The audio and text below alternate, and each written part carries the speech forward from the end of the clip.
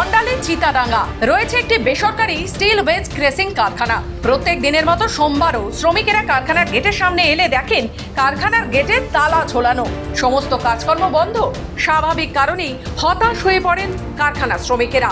শ্রমিকদের অভিযোগ, কারখানা কর্তৃপক্ষ শ্রমিকদের প্রায় 1.5 মাসের বকেয়া বেতন না মিটিয়ে শ্রমিকদের কোনো কিছু অগ্রিম না জানিয়ে হঠাৎ কারখানার গেটে তালা বন্ধ করে উধাও হয়েছেন। কারখানার শ্রমিক শিলু শর্মা, বাবুলাল টুডু, নেপাল মাঝিরা জানান, মালিক কর্তৃপক্ষের নিজস্ব দ্বন্দ্বের কারণেই কারখানার এই অবস্থা। এই কারখানাটি 3 জন পার্টনার আছে বলে জানা যায়। তাদের মধ্যে টাকা পয়সার লেনদেনের কারণেই বন্ধ হয়েছে এই কারখানা। 3 পার্টনারের নিজস্ব মতবিরোধের জাতাকলে পড়ে সমস্যায় কারখানার কর্মরত শ্রমিকেরা।